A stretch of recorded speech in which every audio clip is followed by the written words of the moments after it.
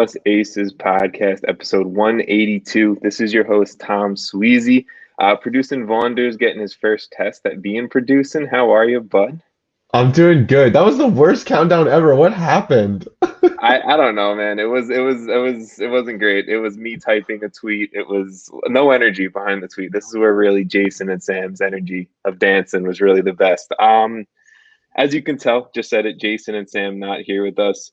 For everyone listening, for everyone watching, you can blame me on that one. I had to push recording back a day because of just some life stuff, and I feel like life's kicked me in the taint the past 2 weeks, so that's been fun. But Vaughn, you even after a Sporting Kansas City, late draw, you're here. You're here recording with me. Hey, I'm gonna bring the early season positivity. Like, hey, I can live with the draw. It's okay. I'm here. I'm here. Hey, Busio scored though. That was big. Busio did score. Busio almost had a second goal.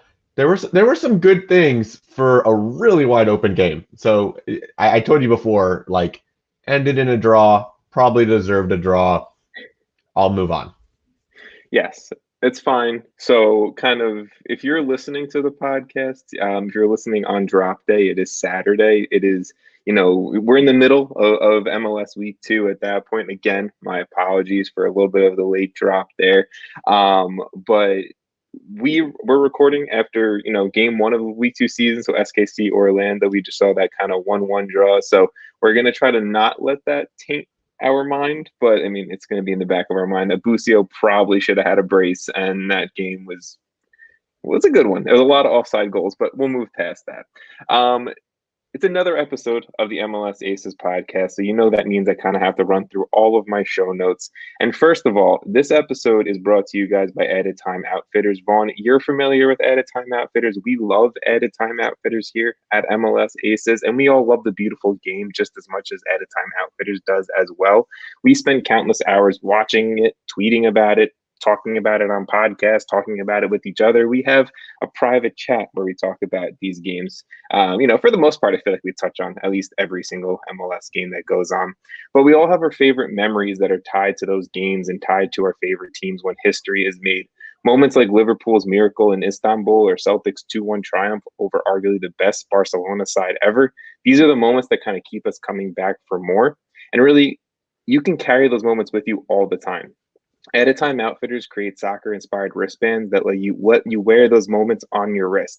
Each reversible elastic design gives supporters of the beautiful game a unique way to rep their favorite team in any setting. So with wristbands kind of going across and covering your favorite teams in Europe, the United States, and beyond, each Added Time design incorporates a 90-minute story from your each famous match for your club. So you can go and check out all of the 24-plus designs that Added Time Outfitters have. You can go to their website, www.addedtimeoutfitters.com. You can follow them on Facebook, Instagram, Twitter, all at Added Time Outfitters. And if you use promo code ACES, ACES, again, promo code ACES, you will get a nice little discount on your order. You will help support us. You will help support them and get yourself a sick-ass wristband in the same exact time. So thank you to Added Time Outfitters. My NYCFC one's over there, but I'm not going to get up. I probably should have had it. That's what professionals do, is have stuff ready, but mine's over there. So kind of quickly going through more of the show notes that we have to get to before we start talking about the soccer. If you guys do want to learn a little bit more about us, let's say this is the first time you're watching us, let's say this is the first time you're listening to us, we are the MLS Aces Podcast. You can learn more about us at MLSAces.com, where we're dropping weekly blogs. And I feel like now that the season started, we're dropping blogs way more often, which is awesome to see it from my point of view, and I'm sure it's awesome to read as a fan. You can follow us on Twitter at MLS Aces, where we are very, very active. Instagram, MLS_Aces, still active, not as active as Twitter. I need to get better at the Instagrams. And you can also support us, support the show and everything we do at patreon.com/MLSAces. Again, patreon.com/MLSAces. Join the Ace Holes. Get in on that private chat that I was talking about. You can come chat with me and Vaughn, all the time if you really want to. So, Vaughn, that was a lot of talking. I'm going to let you kind of lead into some of the news that we had from the past week within the MLS US soccer community. Well, I mean, aside from us starting the 26th season of MLS action, I mean, Yes. that's the biggest news, right? I didn't even know your first note here. I didn't even realize this happened. Yeah, Greg Garza retired? I don't really want to 29-year-old. What? we don't have to touch on it too much. I'm just a big Greg Garza guy. I really like him as a person. I liked him as a player a lot. So yeah, Greg Garza is gone from the beautiful game. That's a shame. I Yeah, mean, oh, a lot of injuries. yeah. I mean, we never had him regain that Atlanta form in Mhm. Cincinnati, unfortunately. Too bad that that was his kind of final note in MLS. Yeah, no, look, I want to give Greg Garza his shout out. That's why I put it in the show notes again. I'm a big fan of Greg Garza, but won the Apertura and Liga MX with Tijuana, then MLS Cup winner with Atlanta. Also played for Atlas Cincinnati. Greg Garza was a very good left back. Retiring at 29 years old is tough, but I mean, injuries. His ACL, I feel like, was torn every other month, and it was a rough little stretch towards the end of his career. But Greg Garza, you will be missed. I love you as a fan. Well, I think the bigger news, Yes, huge news, more really, news. is Minnesota bringing in who now? Adrian, who Who now? I would say, who know? who now? Who knew? I didn't know.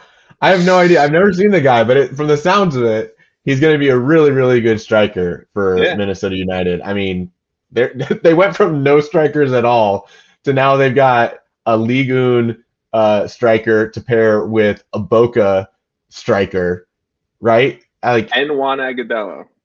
and Juan Agudelo, And yeah, Juan Agudelo, baby, come on. and Robin Ludd. He's still out there. He can go and play at the 9, apparently. Is he a striker? I think No, we he's not saw a that striker, from but week they put one. him We there. saw he's not a striker. But yes, Adrian, who knew, who now? I don't really know how you say his name, but coming over from League, the 27-year-old Frenchman did win a Coupe de France with Stades. I think Stades Rennais in France. I'm not Renee? really sure. Stade Rennais. Um, that sounds way better than how I was saying it. So thanks, Vaughn. 160 games, 36 goals and 5 assists for him during his time there within Stades Rennais. Um, you have to think he's going to be able to transition a game from a top 5 league in the world with a team that's consistently in that top flight. It's not like Stades is a borderline league on like League the team. It's just they're a solid middle of the pack league on team. He's played a crap ton of games for them. He's won with them. He's still in his prime. You have him and Abila. They play an interesting style for two pretty high profile strikers. I don't really know how they're going to balance that. So that's really kind of mainly what I was wanted to ask you and what you're thinking there. I would assume Hanu is going to be the main striker with Abila coming off the bench. But do you think they could transition to a 2 striker game? Yeah, I mean, I think there's going to be a lot of rotations. I wouldn't be shocked to see if one of these guys gets shifted out wide, and they do kind of like a pivot. You could have one guy try to play out under or play underneath. Maybe Babello then can drift out wide, and he can be a piece elsewhere. I think it's going to be interesting to watch how the other Adrian Heath, uses these guys. I mean, he's going to. When was the last time that Minnesota really has had this kind of attack? They haven't. So No. we saw this team was minutes, literal minutes from MLS Cup last year, and that was without any real strikers, unless you count Robin Ludd. Uh, and so, yeah, this is huge signing. I'm sure they wish they would have gotten him before the season started, get a little bit of preseason. But hey, they brought Reynoso in the summer, and we saw what impact he had. So, with those guys up top, Reynoso playing underneath, you've still got Molino, who's going to be coming back. Ooh, it's going to be very interesting to see how they get balanced out and how they play together. But there's some things to be excited about the Minnesota United attack for sure. Just correct me. Kevin Molino is not coming back. Sad. I know. Is he not? Oh my goodness, no, he's not coming back. He's not coming back at all. Well, all the more reason to have Yeah. Adrian Uno. Yes, exactly. No, I just wanted to make sure you and the listeners there were positive Kevin Molino does not play for Minnesota. But no, He'll come back for Columbus. yes, exactly. No, I think it'll be interesting. I've never really rated Adrian Heath that high as a manager for his tactical ability as a manager or tactical knowledge as a manager. I think last season a lot of talent carried him. I am gonna still give him doubt because that's when I think we see Minnesota thriving is when there's just doubters around the entire team. Who knew coming in, and then Abila. We'll see who we'll see if they do play two up top. We'll see if one gets pushed out wide. We'll see if one's coming off the bench and it's just two striker deep and you got two good strikers, right? Apparently, there's more signings from Minnesota coming along the way. So Minnesota could be getting even deeper as we speak. Maybe some more attackers coming into the fray. So we'll see because Minnesota, they lost bad week one, and we'll touch on that loss in a little bit. But they're doing something about it, which is kind of I like seeing that. They come a long way from the Mason Toy, Christian Ramirez days. Let's just leave it at that. The Mason Toy, I'm a big Mason Toy fan. I really am. I think he's good. I just think he needs to have the right coach to kind of rein him in, and that's what Had a I'm goal looking week for. one. Hey, maybe Wilfred Nancy's that guy, but unfortunately, I don't think we're going to touch too much on it on Mason Toy. We'll touch on that game, but not really Mason Toy. Lastly, let's finish up the news with two Red Bull signings. And the Red Bulls, we don't really like to. Well, we don't. I don't really like to see it, but we don't really see like major kind of off-season additions from the Red Bulls. Like year in and year out, we see them really let go of players more. I feel like. But this offseason, they've been making some additions, some loan moves from Europe and everything like that. But this past week, they go out, they bring in Patrick Klimala from Celtic FC, and Frankie Amaya. That move from Cincinnati became official, done deal this past week. So Red Bulls just got a whole lot deeper at a whole lot of positions there. I don't know if you want to touch on Klimala first. I don't know if you want to touch on Amaya first. I feel like we've done a lot of Amaya talking on this podcast, but these two moves, kind of where does this put the Red Bulls for you heading into week two, heading into the rest of the season? Because, it's still a fresh, new, young season. Yeah, I mean, I think it's going to be a matter of, what does this team look like really? Because I watched them week one, right? Like it was frenetic, it was fast paced. But there still is like not a real clear, like consistent identity to them yet. Like they're going to have to build into that Red Bull system again. Yeah. So how does Klimala and Amaya fit into that? I honestly don't know. I really don't know. I think we know a little bit more about Amaya because we've seen him in MLS and we know what he can do in the midfield. But with Klimala, I really just don't know exactly how effective. I mean, you can see it in his stats, right? Like he's got 28 games, 3 goals and assists for Celtic. What does that translate to in MLS in 30 games, right? Exactly. A couple goals and a couple assists. Like how much does he really move the needle? I don't know. He is apparently a young DP coming in, so I would assume Klimala is the number one striker over a Tom Barlow, over a Brian White, over a Fabio. I would assume so, right? The Red Bulls, you saw personally, week one, they were running, they were sprinting all over that field, they were pressing hard, they were looking like, the Red Bulls like we've always seen them. I feel like more of the Red Bulls under Jesse Marsch than kind of what we saw anything really under Chris Armas. But a lot of talent on this roster, and I just feel like Klimala steps in as a starter once he's fully adjusted, right? I personally feel like Frankie Amaya steps in as a starter once he's fully adjusted. May that be Sean Davis is going to the bench or Sean Davis is going to another MLS team, because I think it's tough to go from homegrown to captain to bench. I don't think that would burn me if I was a player. Right? I don't think Sean Davis is getting benched for Frankie Amaya. I'd be really surprised. Frankie Amaya rates high in his 2 seasons or 1 season or 2 seasons, 2020 and now, that in his ability to just kind of break up tackles and his ability to be everywhere. And he's not a 10, he's an 8. He's 100% an 8. He's a guy that's going to get all over the field. He's going to push. He's going to create pressure, and he fits into what the Red Bulls do perfectly. I think Frankie Amaya steps in as 100% a starter, in my opinion. I don't think that makes that better there. Sure. Disagree to agree. No, I think Frankie Amaya will do a lot. I don't think he steps in as a starter right away, but I think down the line he's 100% a starter come the time the Red Bulls are pushing for a playoff spot. Does that make more sense? Yeah. Okay. They're going to try to work him in. I mean, they didn't just get him for nothing, and they spent a good little bit to get him. So he's going to play. I don't think he went there to sit. I don't know that he's going to shift Sean Davis off the field, though.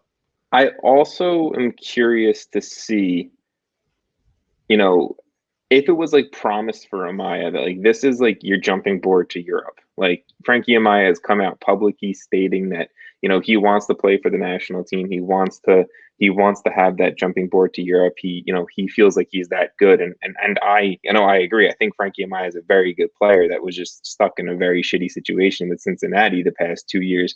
But I really feel like this could be an absolute road for him to, in a year, 2 years time, head to Salzburg, and kind of play under Marsh and have that path. And I would love to just know, this is me just speculating as an MLS fan, how much of that was like almost like promised to him on the back end of these conversations. Because like you said, they spent $950,000 in allocation money. That's a lot of money for Frankie Amaya. Obviously, we had these talks all off season with $1 million in allocation money for him, but I don't know. It's going to be interesting where Frankie Amaya's future holds if he can play at a good level for Red Bulls, because we know that path to Europe is there for them. All right, cool. Let's move on from the news. Let's talk about games.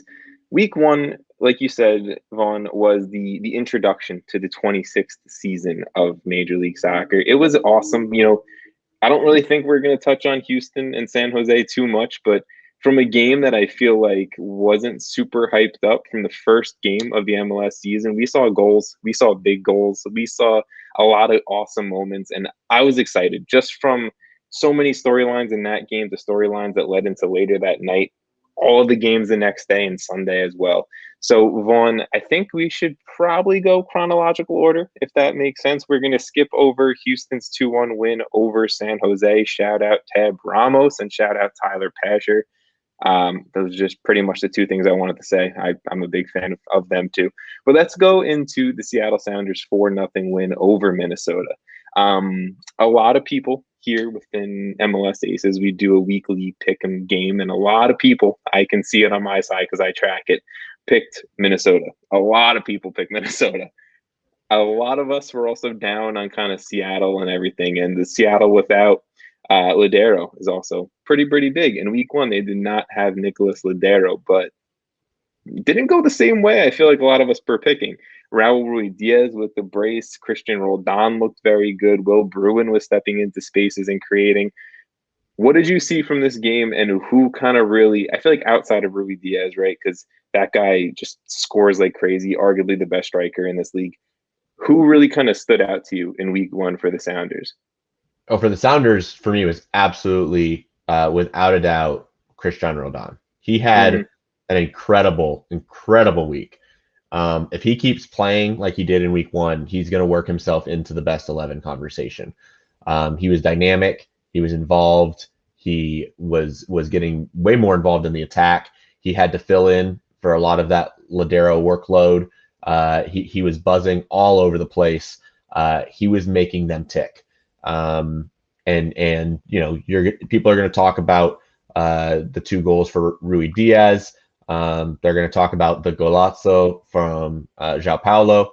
But for me, Roldan was the guy that stood out. And I think we would also be remiss to not mention Josh Atencio, yes, who filled in the midfield and looked like he fit. he looked like he was comfortable there for the majority of the game. Aside from a couple times where he got totally just burned by Bebelo Reynoso. But other than that, looked really solid out there. And Sounders, it's kind of like, this next man up mentality. but I also don't think that the scoreline of 4-0 is really indicative of what we saw on the field. I think it's a little bit misleading. Of course, Minnesota had a huge first half Yes, that they should have. It was unfair that they didn't have anything to show for it. And then I think the wheels just came off the bus by the end.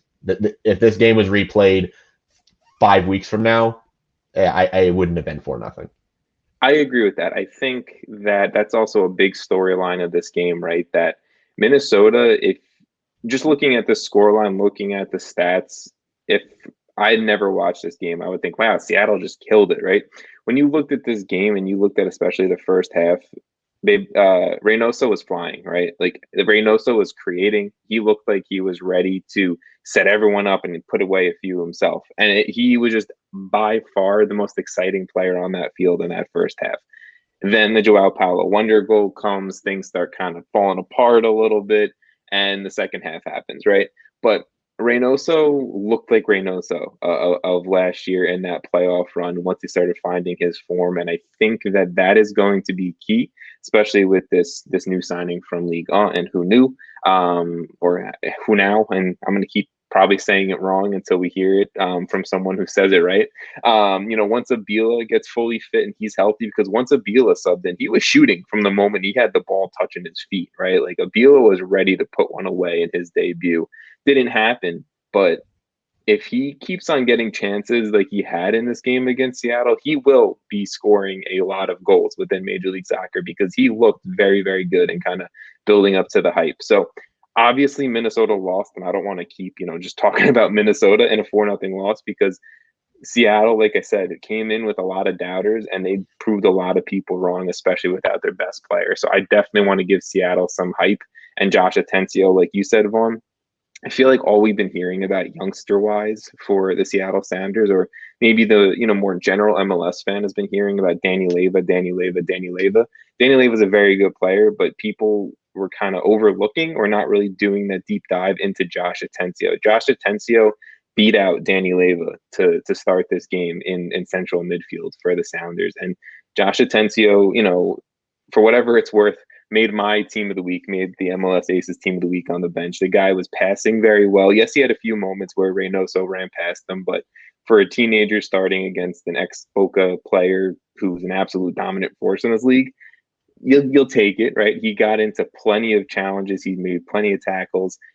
He looked very good for me. So I think overall, like you said, Vaughn, you can't read into the storyline or you can't read into the score line for Minnesota once they get these players in and healthy, and Robin Ludd isn't playing striker for 45 minutes plus, I feel like this Minnesota team will bounce back. But Seattle, maybe we just prove, maybe like we're doubting them again, and they're going to go on the typical Seattle Sounders run. I don't know. I mean, they switched up their formations, right? So, and I don't know how much of that was just the game plan for this game. Mm-hmm. It's the start of the year. You're playing with a different energy. You had a little bit of a chip on your shoulder. Sounders obviously heard all the chatter about how they were going to take a step back, and that may have played into it a little bit. But for me, looking at this game, what I would be more concerned about, if I have to really try to analyze it, is for Minnesota. What's been a strength for them has been their defense, and in this game, Brent Kallman got worked over on that back line. Like 3 of the goals came in the 70th minute or later. So the thing to keep an eye on is that going to become a recurring theme, especially against teams that can have 2 strikers. Because as soon as there were 2 strikers up top running at them and targeting Kallman, it got ugly fast.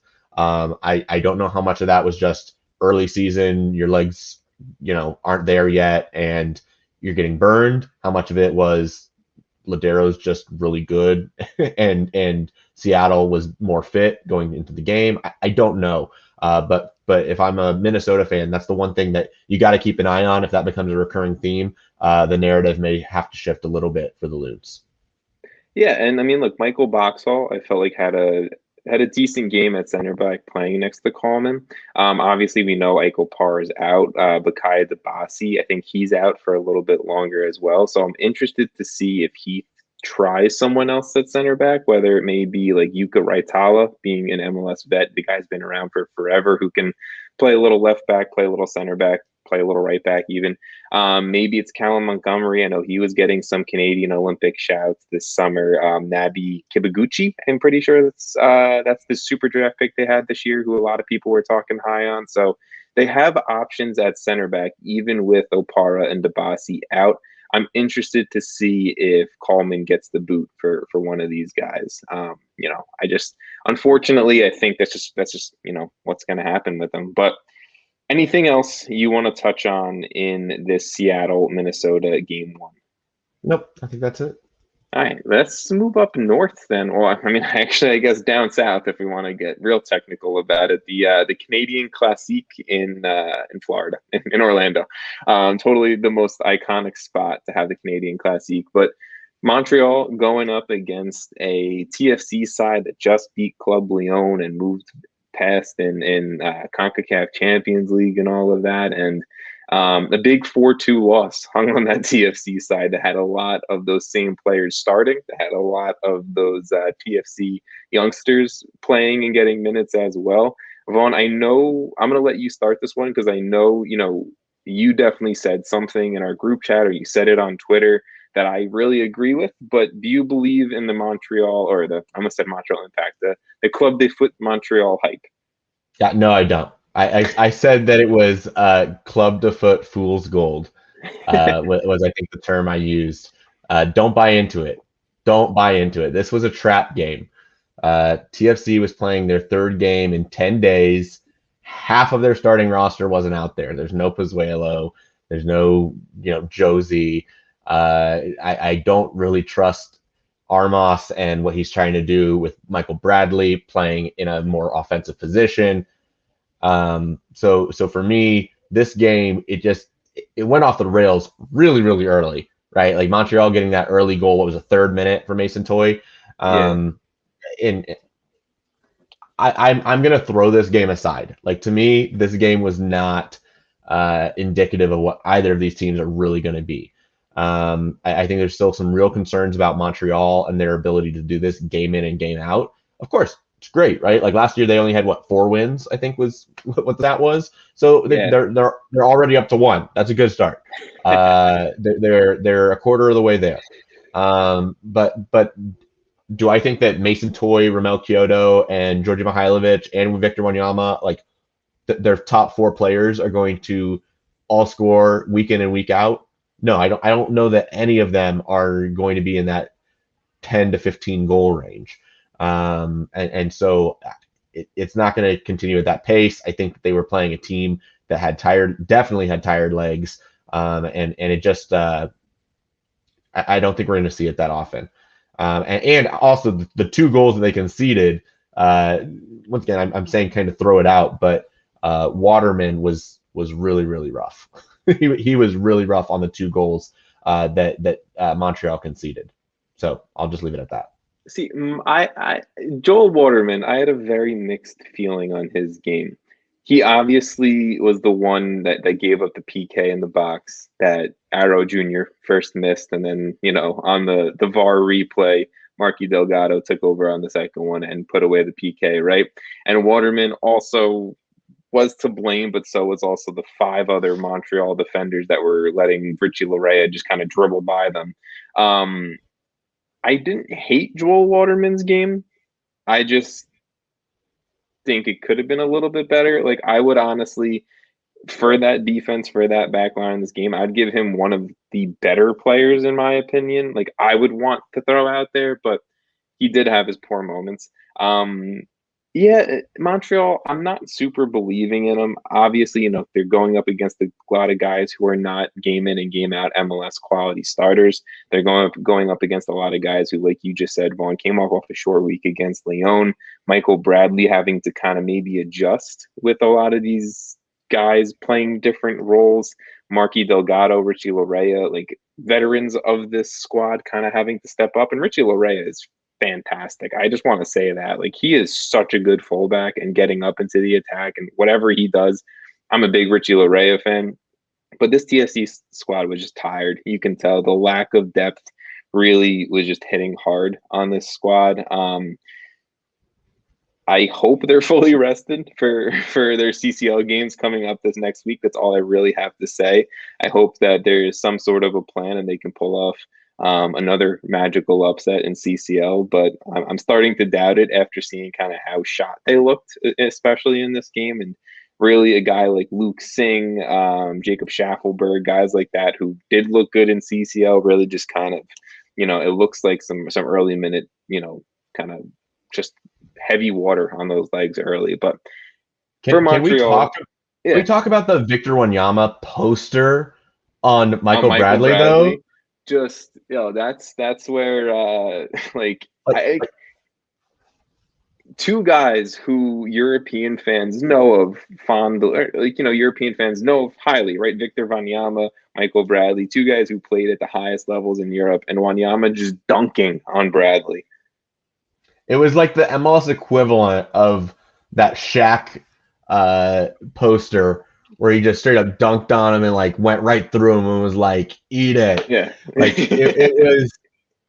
You're not going to get much closer to that than what this was. I mean, it was really, really bad defending by Michael Bradley, and he got eaten alive by Victor Wanyama. Look, Sam, not here tonight, but Sam did say this on Twitter, and I agree. At least Sam and I said this during the preseason pods of kind of talking about Montreal. If Wanyama can keep his motor going and have confidence playing, and he's playing well, and sure, he's scoring goals or he's kind of breaking things up in the midfield, then Montreal has a chance to win games. And as you saw, Wanyama to me was arguably their best player on the field. Wanyama scored. Yes, he dunked on Bradley and he took an opportunity on Bradley kind of just ball watching, and Montreal won, and they won by 2 goals. And at the end of the day, I have to give them credit, because even going up against a very tired TFC squad, I wouldn't have thought that Montreal would have scored 4 in a win, right? Like, that's something that's crazy. I have to give credit to Mustafa Kiza and Zachary Brault-Guillard, kind of playing, wing backs in a converted, what do you want to call it, a 5-3-2 or the 3-5-2, whatever you want to call it, really. I liked what Montreal did. I liked how they got creative. It's just they're not going to keep it up for a full season. Once some of the bench pieces started coming in, that's really when I think things got a little leaky. And going up against the tired-ass TFC squad, I feel like is going to be a different story, heading into later weeks into this MLS season. But Victor Wanyama, I want to give you your credit because you deserve it after week 1. All right. The high of Montreal's season. It's all downhill from here. Hey, it could be better. It could be better. I'm trying to be more optimistic in life. All right, let's move forward. Let's stay chronological. We're going to skip over Orlando City, Atlanta's 0-0 draw. Shout out Miles Robinson. I thought was the best player on the field. Alexander Pato, he's going to be out for a little bit for Orlando City. He came, he did nothing. He didn't conquer, and he's injured. So I thought Pato looked pretty good for big stretches of that game. He did. And for Atlanta, Santiago Sosa deserves a shout. Yes, Santiago Sosa does deserve a shout. He's very, very good. I just, I think Miles Robinson I think he broke up 5 tackles or something like that. Or he had 5, tackles overall in this game. And I don't know. I thought Miles Robinson was really good. He made, again, I'm going to plug it. I'm going to plug the blog for the website, MLSAces.com. Miles Robinson made the MLSAces team of the week. So go read that. And that's pretty much all I got to say about that game. Let's dive into the LAFC Austin FC game. I don't think anything heavy to talk about, but LAFC won. They defeated Austin FC 2-0 in this game. We saw an interesting moment with Carlos Vela and Bob Bradley. Vaughn, I don't know if you want to kind of dive into this one. I mean, I think for most of the listeners out here, you probably saw it. Vela, early on, it was around the 20th minute or so.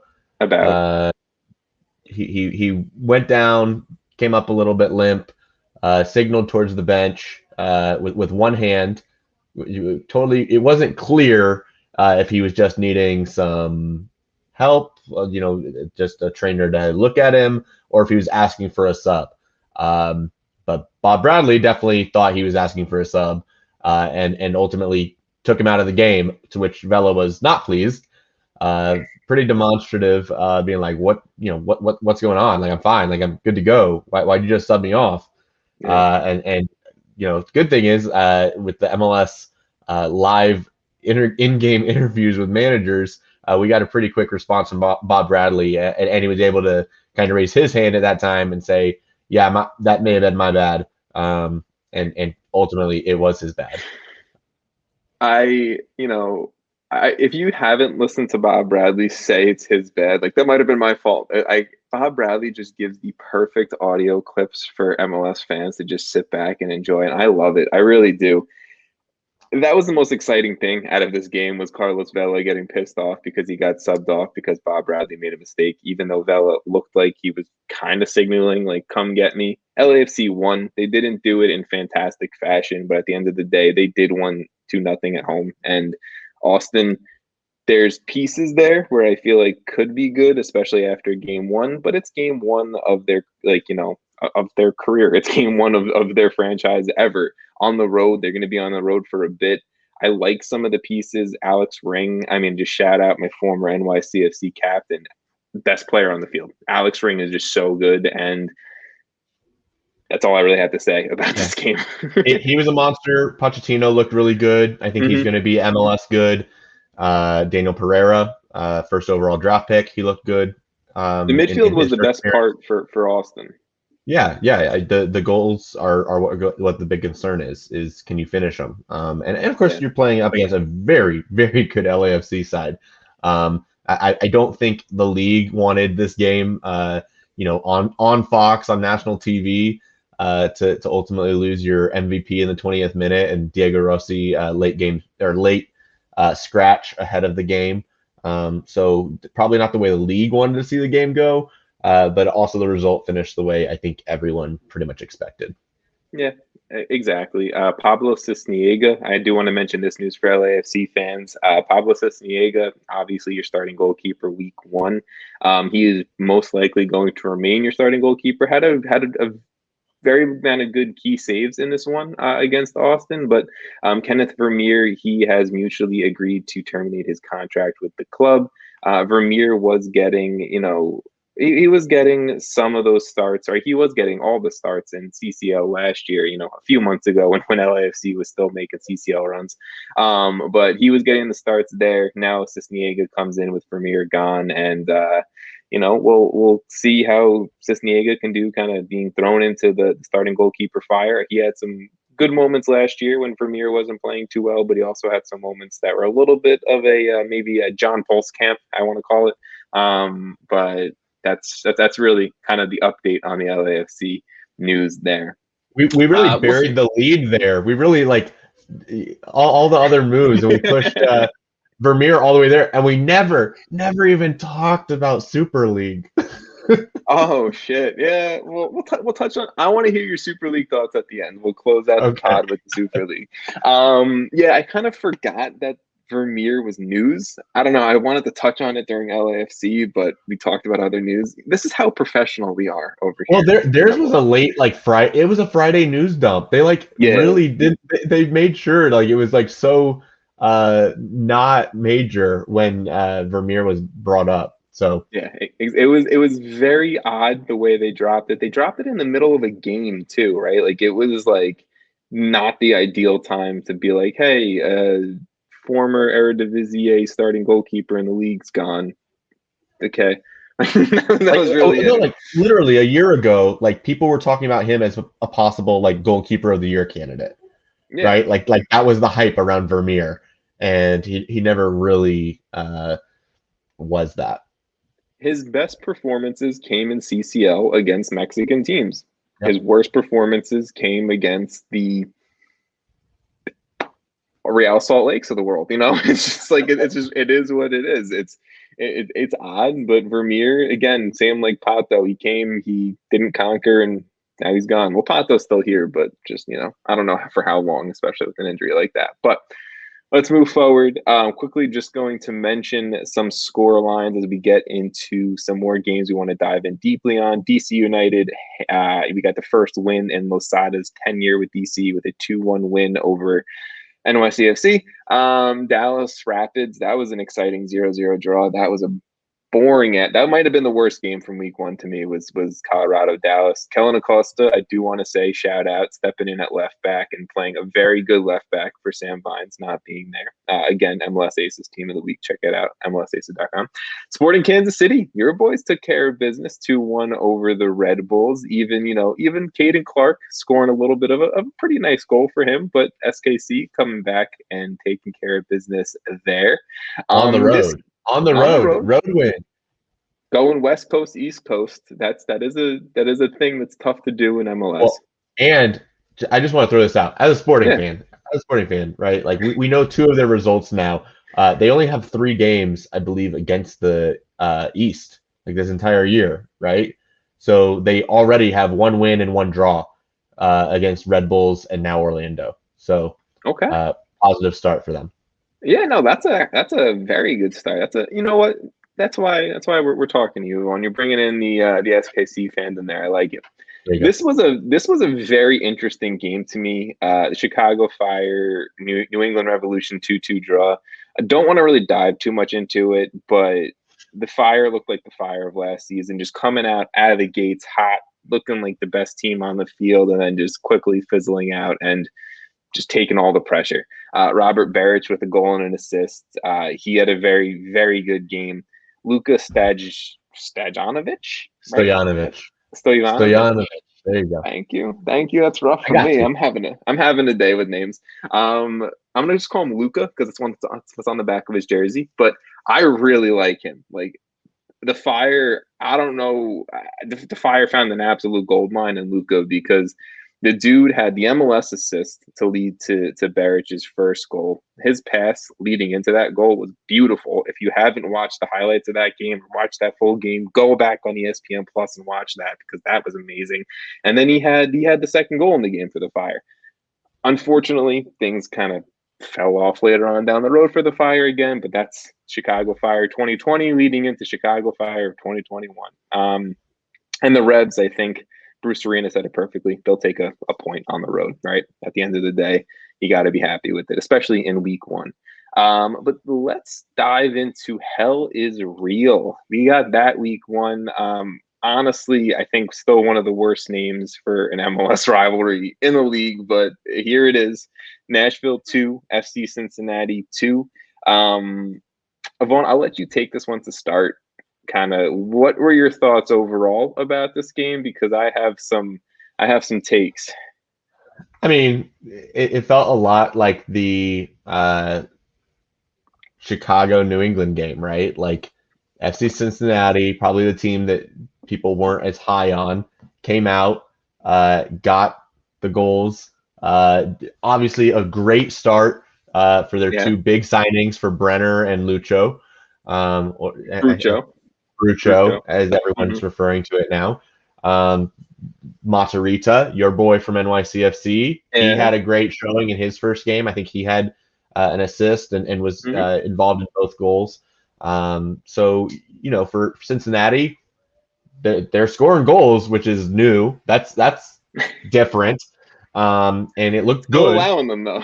But Nashville, I mean, they worked their way back into this game and probably really should have had the win. I mean, they put the pressure on Cincinnati. They looked the better side after things settled down.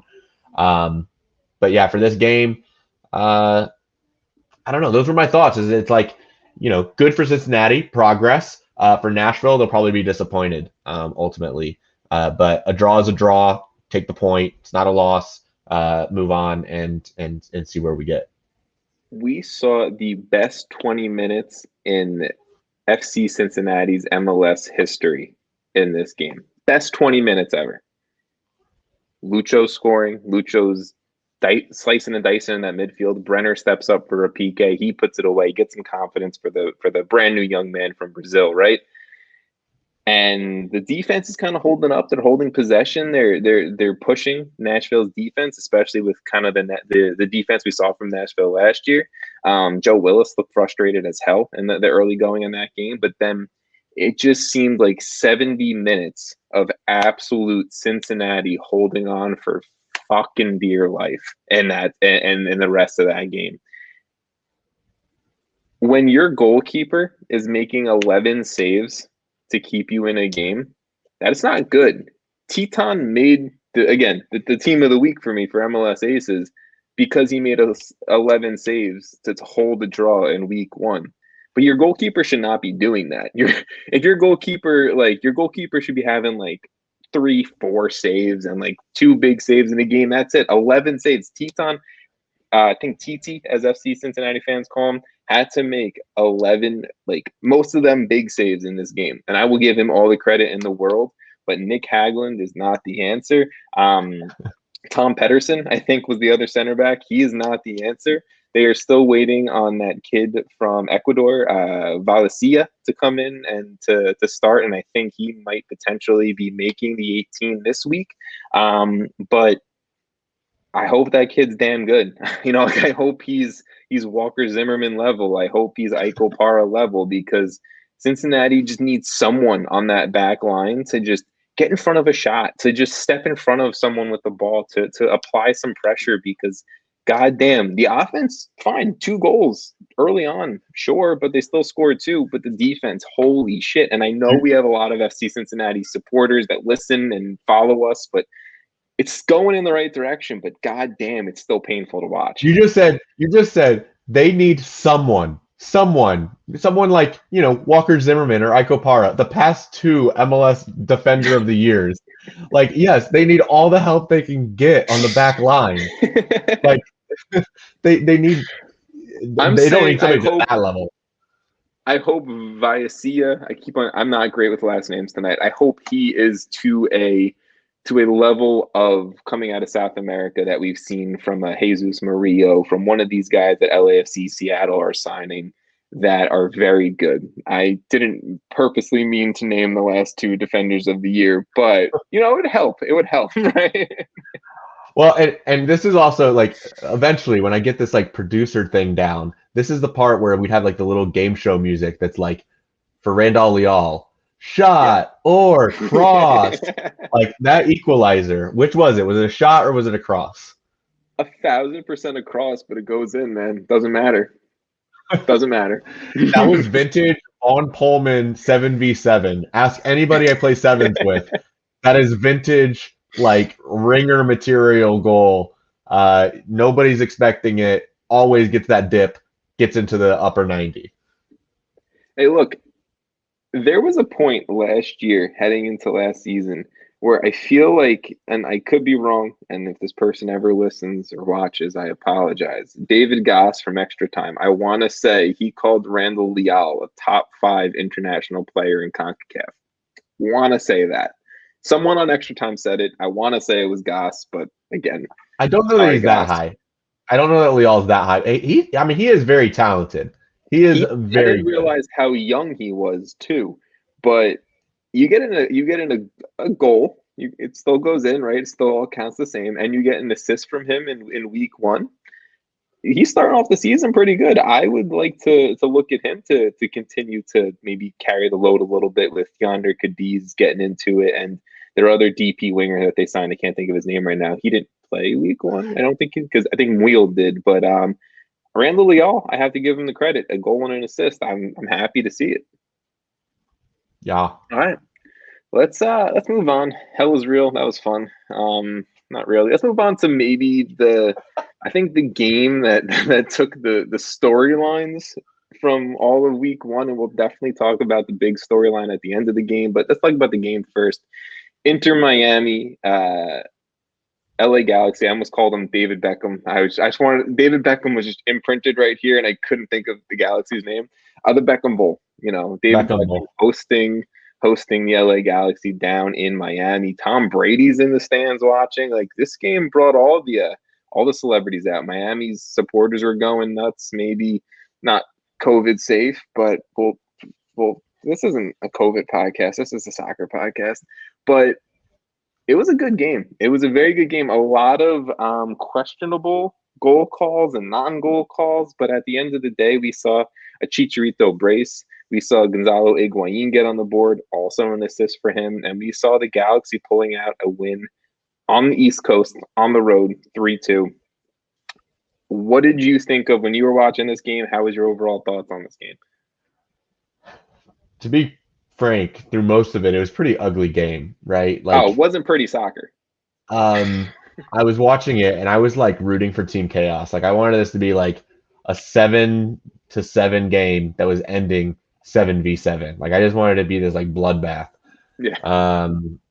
But ultimately, you know, the goals picked up as the game went on, and the intensity picked up as the game went on.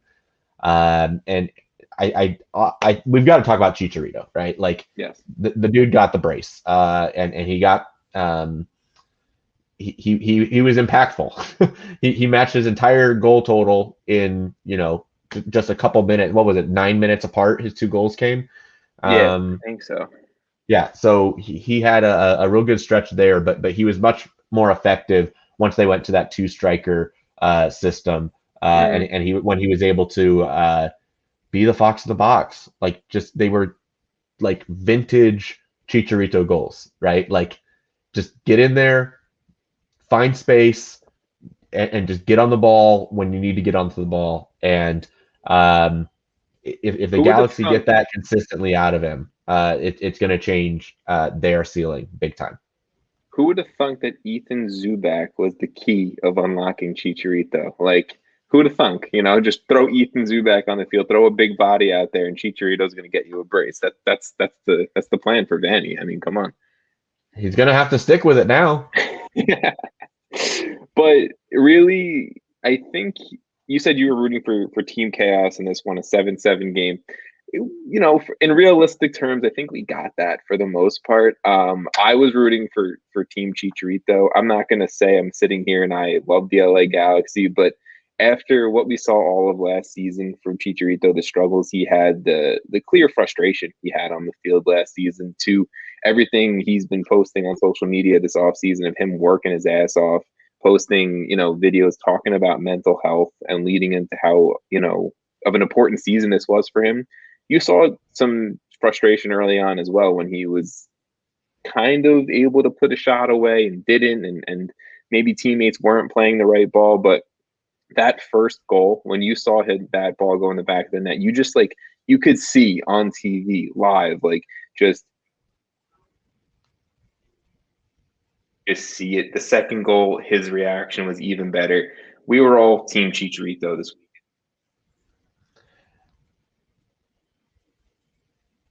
The Galaxy got a big one. I will say that for me, the Sebastian Lletget, where he had the game-tying assist, he should not have been out there. Like, should not. I was just saying how Sebastian Lletget should not have been on the field, in my opinion, for the game-tying assist. Yeah. Like, was obviously he's suspended now for the homophobic slur towards a player. But I think just whether there was an investigation going on, everybody knew that it was this thing that happened ahead of the game. Yeah, well ahead of the game. I don't think he had any business being on the field. So I just wanted to throw that out there because that's my opinion on it. But of course, he was involved in the game-winning goal. No, I was surprised to see him out there. Obviously, like you said, we knew well ahead of time that he had that comment that was on video, and, you know, it was all over social media. I was surprised to see him start. I was surprised to see him in the 18. I was surprised that, like, the Galaxy didn't do anything about it, or Major League Soccer as a whole didn't do anything about it. But he was out there. Yeah, he assisted. Now he's going to be gone for a little bit. Yeah, no, that's well, really... And what's ironic, right, is that Garber at halftime had like the biggest cojones move. Like, it was so like the Dawn moment of literally like he's in the booth. He's got Inter Miami Stadium behind him. He's in stadium and he's acknowledging on national television there will be sanctions against Inter Miami for 4 DPs. Yeah. But while you have another guy that's on the field in controversy, like I don't get it. And but it's not like it came out like 30 minutes before kickoff. Even in a case where I feel like if it was maybe even 30 minutes before kickoff, it should have been a scratch for him or whatever it may be. But like, I'm saying it's not like it came out in such short notice, right? That like you couldn't do anything about it type of deal. Like this came out days before the game started. So that's an interesting case. Rightfully suspended, but maybe too late of a suspension. I think we can agree on that one. Chicharito's post-game interview. I loved it, man. Like I was ready to cry. I was ready to shed tears. The dude just absolutely, again, I don't want to beat home this point, but it was definitely the headline. It was the talking point. It was everything for week 1 of this 26th season of Major League Soccer. Him, just breaking down, being real, being a human being, in a post-game interview with ESPN, and I loved it. I don't know what thoughts you want to say about it. I'm a big Chicharito fan. I really am. I mean, I think that's the part that we really like about the league, right? Like there's some people that all you're there for is the soccer, right? Like it's the diehards that are there for the narratives, that are there for like the little minutia of the league. And so these moments where we see the human side, especially after such a challenging year with COVID, where we, these are people, right? Like they're athletes, they're people that are going through real things and real challenges and having to overcome things. So yeah, I'd say that my personal view of Chicharito changed significantly watching that interview. Because I think before I just saw him as, yes, a Mexican star, but somebody that was, maybe trying to come to the league and thinking it was going to be a little bit of a cakewalk. He obviously struggled through his first year.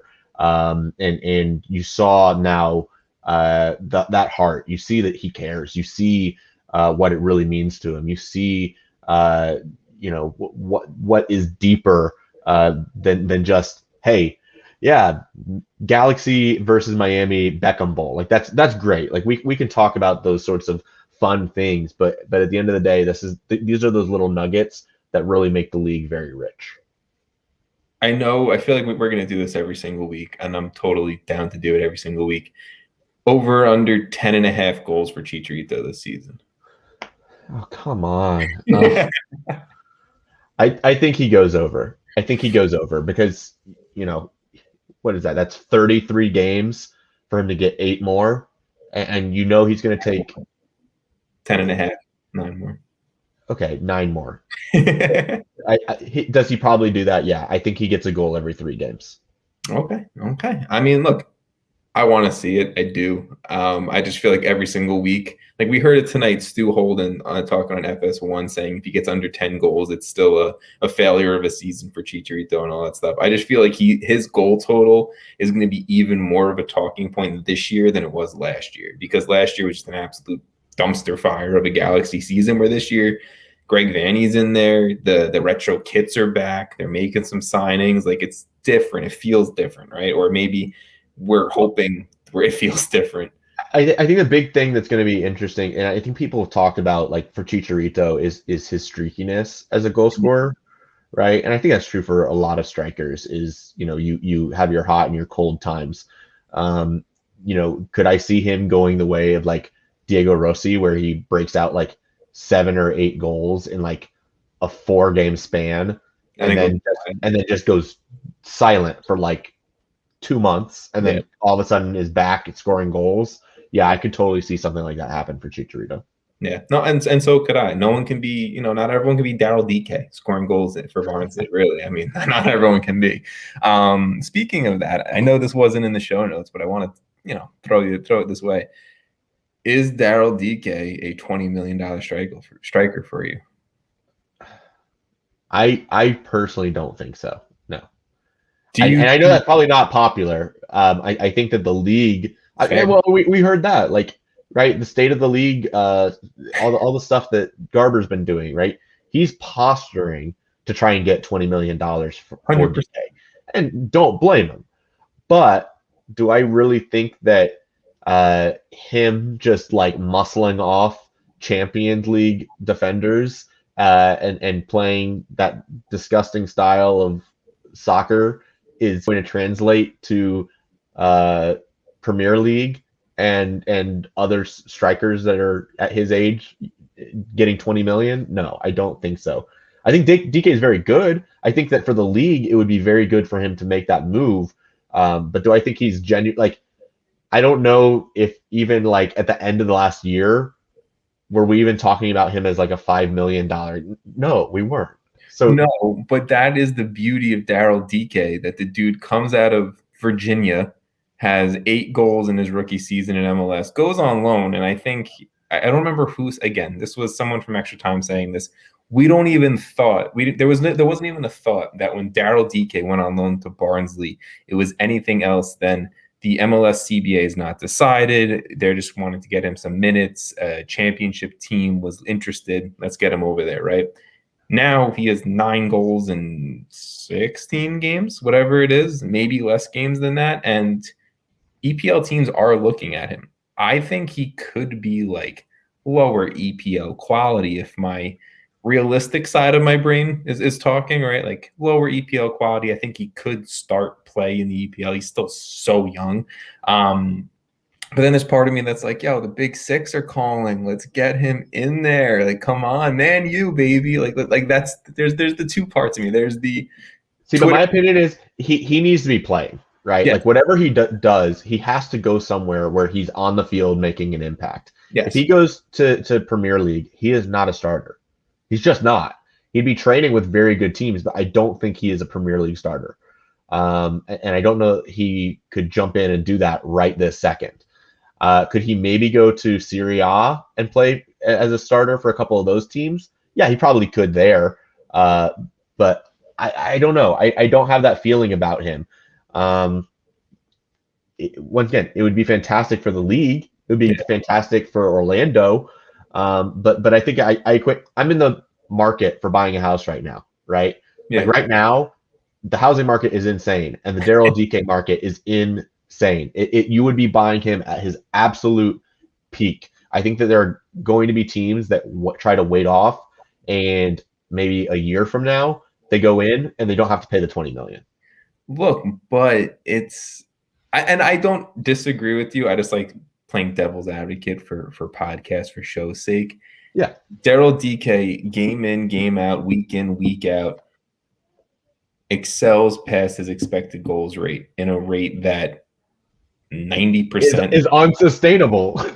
That's unsustainable, but it's also a point of like, okay, he's doing this at a high rate that only you see the top world-class people do it at. I'm not saying Daryl DK is world-class, but I'm saying you have to think, or there is the possibility that Daryl DK could be a starting caliber striker, maybe with time, maybe with training time after a season of being a backup striker in the EPL on a mid-level EPL team. I really believe that could be the case. Again, a year ago, we weren't talking about Daryl DK this way. A year ago, it was Gyasi Zardes. When is Josh Sargent really going to turn it on? And is Josie Altidore ever going to come back?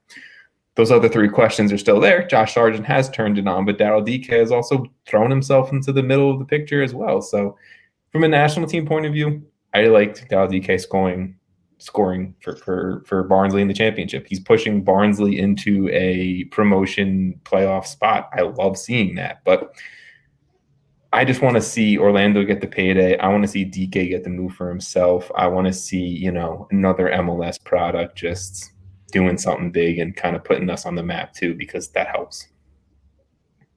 Absolutely. All right. Let's finish things up with, and then we'll get into the Super League talk, because we'll do that very quickly. But let's Is that possible? As quick as it died. That's how fast we'll cover it. The talk might be longer than the actual length of the league. But just to wrap things up for week 1 score lines, Columbus Crew, Philadelphia Union, 0-0 draw. Both teams shot from Champions League action as well. This was just it was a game. I'm not going to super dive into that one.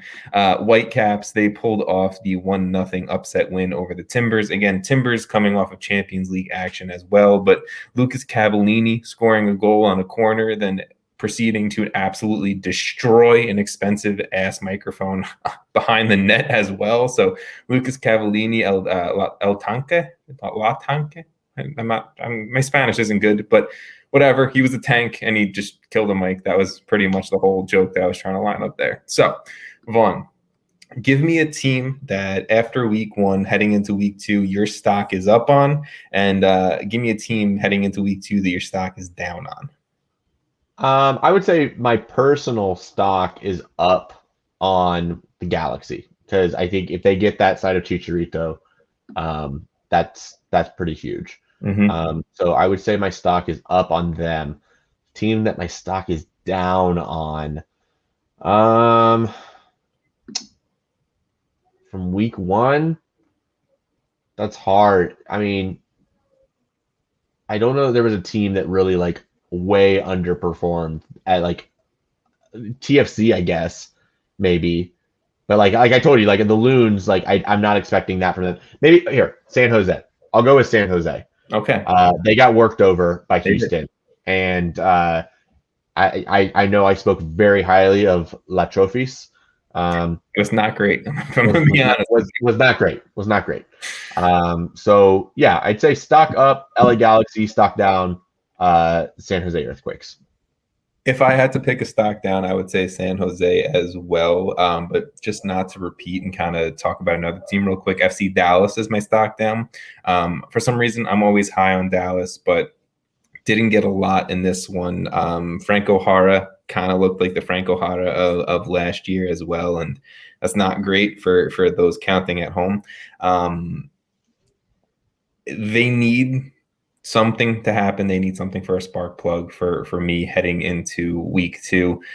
Maybe Paxton Pomykal is that guy. We did see him sub on. That was nice to see. But Dallas is my stock down team. My stock up team, I think it has to be the Seattle Sounders. We didn't give them a lot of positive. A lot of people didn't give them a lot of positive. And without their best player, with Jordan Moore sitting on the bench, they come out and they throw up 4 goals against a team that's known for their defense, and pretty much most of that team being impact, right? Yes, there's a lot of players not there week 1, but 4 goals without Nico Ladero. I have to give it to him. Stock up. I'm saying the Sounders are going to be in the conversation of those better teams in the West. I think we were all maybe kind of hoping, or not hoping, but jumping on the Sounders dying bandwagon. All right. Game you are looking forward to by the time we record next. So obviously today is a Friday. If you're listening to this, it's a Saturday drop. Normally we record on Thursdays for a Friday drop. So by next Thursday, is there a game that you are most excited to watch? Obviously we have MLS action this weekend. We have USL action this weekend. We have NWSL action this weekend and heading into next week. And we have Champions League action all of next week as well before our next recording. So in all of that, what is a game that you are pumped to watch? I mean, LAFC Seattle, no doubt about it. Both for selfish reasons as a sporting fan, right? Big matchup for the West. But I think these are 2 of the better sides in the league. I think we all know it. Everyone knows it. It's going to be interesting to see who all is out there on the field. Right, does Vela get back out there? Does Rossi get back out there? We got Ladero. There's a lot of different moving pieces for these teams. So this is an early season game that could have some major implications when it comes to supporter shield, when it comes to playoff seeding, and things like that. So yeah, only week 2, but could be a really, really huge game. That is probably the biggest, most exciting, sexy game of the MLS slate. I'm going to go lean towards Champions League next Wednesday, April 28th, just for everyone listening. The Crew host Monterrey, and I think if we want to have a legitimate shot at an MLS team winning CCL in 2021. It is the Columbus Crew, and hopefully we can get some healthy pieces back for the Crew. And hosting Monterrey, and Monterrey is known to break some MLS fans' heart in this tournament. Let's hope the Crew can pull out a win at home. Maybe 1 goal for Monterrey would be, I think, the most ideal thing. But yeah, we'll see. We'll see how CCL leads into next week. You're such a hipster. You're such a hipster. Going with CCL as your game of the week. Yeah, we're in it. We're winning it this year. We're winning it. All right. Super League talk. It's not MLS related. It's not U.S. soccer related, but I feel like, you're right, Vaughn. Like, we have to talk about it. It was the biggest news in soccer this past week. I don't want to go super long on it, but we'll see where the conversation goes. Super League came and it died. That's pretty much it. I don't know what else to say. The biggest teams from Europe all were leaving their leagues. FIFA, UEFA were all throwing out potential suspensions for clubs, players, fines. I feel like everything that they were kind of grasping onto to have any type of just hope that these clubs actually wouldn't leave. Then we saw the Big Six come back to England, or I guess take away their acceptance to go into the Super League. So the Big Six in England, they were staying. We saw plenty of players come out and say that this isn't real soccer. We definitely saw fans protesting, and we saw the Chelsea bus being blocked and Petr Cech pleading with fans, and it was a very, very interesting few days for soccer fans. So, Vaughn, the Super League, what was your kind of takeaway from the whole mess that was those 48, 72 hours? Yeah, I'm actually glad you buried this like an hour and 10 minutes in, because well, I think I had actually a really unpopular opinion on it. Don't tell me you liked it. Well, no, so it's not that I liked it. It's and I voiced this. So I'm in like a Slack channel with the Mint City Collective, supporters group for Charlotte FC, and I was one of, I think, 2 people that verbalized anything that wasn't anti Super League, and I know that is overall, yes, we all want for the sport, for teams to have opportunity, for there to be competition, and all of those sorts of things. But my take on the Super League is that I didn't see anything from a business perspective wrong with it. From a moral, ethical standpoint, different story. Yes. I equated the Super League to Charlotte FC PSLs and the whole debate that was going on there, right? The question was whether or not owners were crossing the greed line too far or too often, right? Like, I'm a Liverpool fan for my England team, right? Like, I follow them very, very closely. And I had the same feeling that I did for Charlotte FC when the PSL model was announced, is that it's creating a barrier of access. It's a level of greed for the owners to make money, and that I wasn't proud of my team. I ultimately, in that moment, felt disappointment, and that it was upsetting that my team was going through it. So for the Super League, it's a business. Like, at the end of the day, these are billionaire owners that are trying to become larger billionaires. Yes. And I think that we romanticize sports, especially in soccer. We romanticize what it is. Right. Now that's also why we love it. That's why we have this like fervent passion for the sport and for these leagues and for the players. But being a Major League Soccer fan, right? Like, we have these pro-rel debates, we have these open closed debates. We're used all to the it. time, ad nauseum. And for me, do I think that the Super League would have ruined the sport as people have talked about it? No, I really don't think so. Because I think that there was such a leverage point of like, Leo Messi could just end up playing for Leicester City, because that means he still can play for Argentina and can still play in World Cups. So the leverage point is like, yeah, there's this carrot over here that is saying, hey, continue playing for Barcelona and get your absolute biggest contract possible and be on the biggest stage ever and win the biggest quote unquote trophy in the Super League, No, I think any fans that are true fans, there was no weight to the Super League. Who would have valued that trophy as the top trophy? I think everyone would have still looked at the Champions League trophy and said, no, you have to earn your way to the Champions League trophy. You still have to like earn it. You've got to work towards it.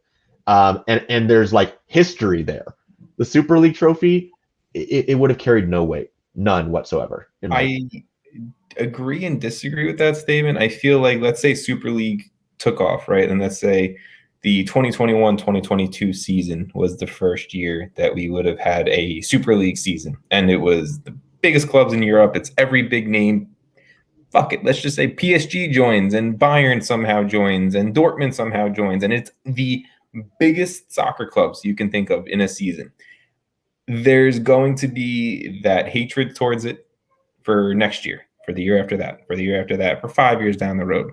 I think you come look at a Super League 10 years down the road, 10 years into its creation, and the biggest players are playing for those teams. And those teams are still making more money than ever. And those teams have exclusive contract rights, TV contract rights with an Amazon, with whatever you want to say, right?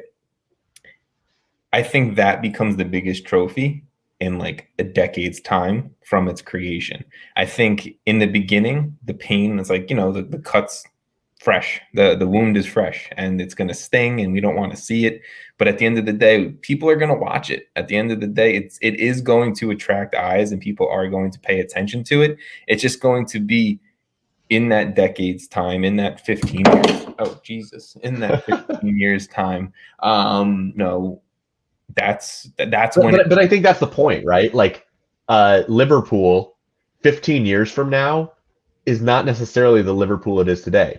Now, the idea behind it was that it was also going to be a moneymaker, right? Like that these top 12 teams were going to be able to control the money and have access to this bigger pot of money and a bigger cut of that money. And it was a sure thing, as opposed to Champions League, where like, no, you have to earn it. You have to get there.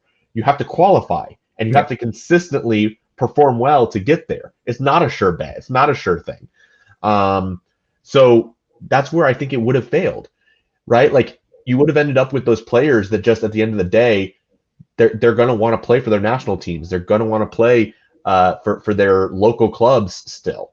They're not going to make that jump to the Barcelona. It's no different than the Chinese Super League, right? Like the Chinese Super League had these fat stacks of money, and yeah, you're going to attract certain players that are going to go and chase that check, but there's going to be other people that are like, I'm still not going to China for that, and that'd be great for me to still play for Barcelona, but now there's like, how many games are going on, right? Like, does La Liga now get diluted because Barcelona is playing 80 games in a year? And these games for Super League, do they even happen in home stadiums? No, they're going to start jobbing them out. They're going to be having these games in Russia and in Qatar and in China and in the US, which is great for the one-off games and consumers.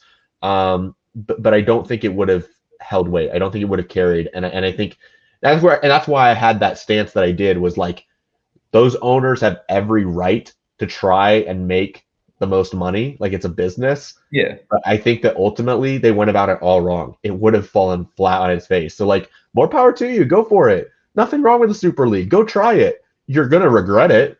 And even here, right? Like they're tarnished. Like there are gonna be people that like, no, their opinions of those owners have forever changed. And like, what are you gonna do? And we saw the fallout. We saw Ed Woodward, Man United's like head guy, not the owner, right? But like the head guy on the soccer side of things, or the football side of things. He stepped down, and yes, he was going to step down anyway, most likely, that I've been reading from reports. But this whole Super League fallout really did the push for it. I think it was going to fail. I think there is a version of this tournament that can be successful. And I was having a conversation with someone who knows nothing about soccer, right? But this was everywhere. And, US sports fans were like, what's the big fucking deal? Like, who cares? Like, wouldn't you want to see Liverpool play Barcelona every single week and whatever it may be? And I said, No, like it just doesn't work like that, and I think that's the romanticized version of soccer that we have, because there is this history and the way soccer has been played for hundreds of years, and the promotion, relegation, and the death of all these smaller clubs around various countries, not just England, not just Spain, but Romania and Hungary and Turkey and whatever it may be, right? But he was like, think about it like this, and I don't know if you're a college football fan, Vaughn, but I know you are in college football country. Think about it like this: if it was a college football super league where you had Alabama, LSU, Ohio State, Clemson, Oregon, whatever you want to say, right? Like, give me 12 teams, the 12 of the best college football teams, and maybe you can regulate that a little bit more, because typically the top 12 are the best 12 every single year. And you have the bottom 3 that kind of have like a rotation in and out of going back to their conference if they finish bottom 3, and then those 3 kind of fill in from those conferences, right? Wouldn't you want to see that? And I was like, for me, from someone from the Northeast where college football doesn't really mean anything to me, I don't really have a team.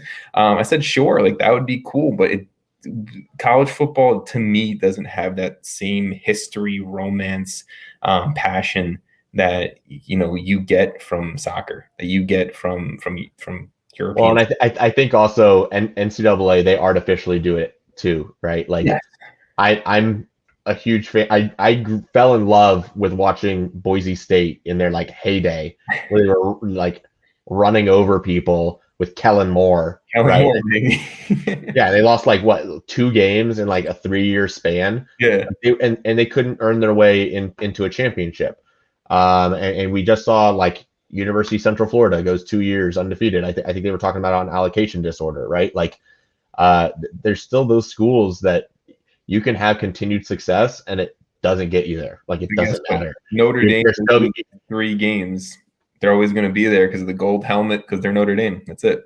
Yeah, and you're still going to have Alabama. You're still going to have Clemson. You're still going to have the Oklahomas. Like, those teams are always going to ultimately get to see that game. But it is to wrap up this conversation, it is the magical runs of a University of Central Florida. It's the magical runs of a Leicester City, of an Ajax, of an Atalanta that we see, that I really think, yeah, they're not often. Yeah, they're not every year. Yeah, they're not every 3-5 years. But when you get it, it's some cool ass shit. And I think that's what we really love about the game. And yes, that's coming from an emotional side of it. That's not coming from a financial business side of it. But I'm happy that the European Super League's dead. That's just... Yeah. I don't think it would have killed the sport, though. I think that is an overblown statement. I think that was a super overreaction. It would have killed some lower league soccer teams, not the sport. I think it would have rocked the transfer market. I think it would have really shifted, how many people would want... You may have some people that were like, no, I want to sell to Super League now. And then you're going to have other people that are like, I absolutely will not. And I think you could have seen some increased spending where it's like, fine, I'll just become the biggest team outside of Super League. It would have shifted things. It would have been a very interesting dynamic shift. All right, that's enough Super League talk. That's enough European soccer talk, or European football talk. Sorry, this is a strictly soccer show. This is strictly an MLS show. So no, just kidding. We talked about NCAA football here. We talked about Kellen Moore to Liverpool to fucking Greg Garza retiring. I don't even know. How did we mention Kellen Moore before Hernan Losada today? How'd that happen? I said Losada. I said he got his first win. Oh, man. Oh, okay. That's it. Vaughn, tell the people where they can find you while I wrap things up afterwards. Yeah. At VI Pullman on Twitter. You can tell me how terrible my Super League take is and drag me for it, because I know you will. And yeah, that's probably the best spot to follow me. If you guys want to follow all of us, again, at MLSAces on Twitter, MLS_Aces on Instagram. If you want to follow me personally, I don't really know why you would. There you go, Vaughn. Mainly, my personal Twitter is a lot of my other sports takes.